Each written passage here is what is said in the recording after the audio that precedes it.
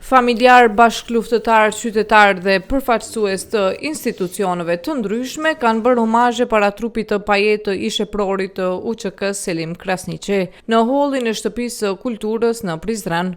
Pas omazheve është organizuar edhe akademi komemorative në organizim të degës OVL-s të UÇK-s në Prizren, të cilën e udhëhoqi për disa vite dhe i ndjeri komandant Baca.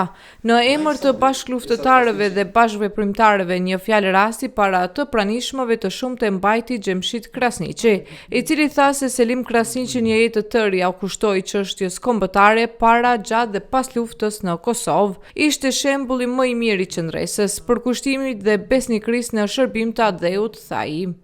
Ai ishte shembull i qendresës, seriozitetit dhe karakterit të pathyeshëm, edhe në betejat më të vështira dhe në humbjet më të rënda. Selimi nuk u tërhoq kurrë. Përjetoi edhe përballjen e korrikut, përjetoi edhe përballjen e 1, 2, 3 dhe 4 shtatorit, por përjetimi i 14 vjetorit, ku shumë shok ranë në alterin e lirisë, po ai vazhdoi rrugën e nisur duke quar rrethimin, duke vazhduar luftën për çlirimin e vendit.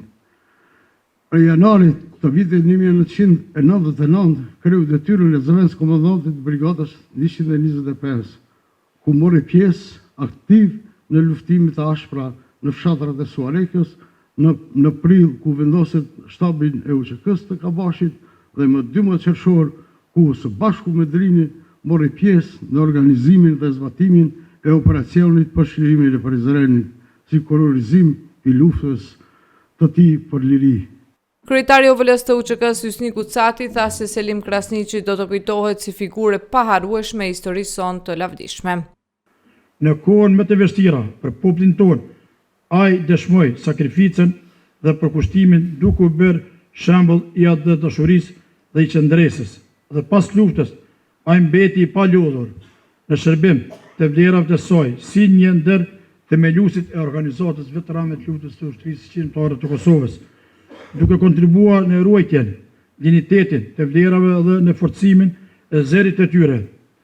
Figura dhe vepra Baci Selim janë pjesë e pandashme e historisë sot të lavdishmit dhe do të mbetet udhërfyes për brezat që vijojnë. Ndërkaq kryetari Prizrenit Shaqir Totaj tha se do të kujtohen përgjithmonë veprat dhe kontributi i komandant Bacës për luftën çlirimtare dhe në mbrojtje të vlerave të tyre. I kanë sfidu limitet e kohës, edhe ai sfidim i limiteve të kohës neve në ka sjellë sot lirit të cilën ne kemi sot këtu. Përveç asaj, edhe mas lufte, zoti Selim Krasniqi, komandant Baca, ka dhënë një kontribut i jashtëzakonshëm në organizim për njohjen, definimin, përkufizimin dhe rujtjen e vlerave të luftës. Sa herë kam taku, më kalon përshtypjen e një njeri të përkushtuar, fokusuar, serioz, korrekt, sinqert edhe të ndershëm. Si të tillë do ta kujtojmë. Në emër të familjes Krasniqi, pjesëmarrësit në këtë ceremoni mortore i ka falendëruar nipi i tij Fidan Shala.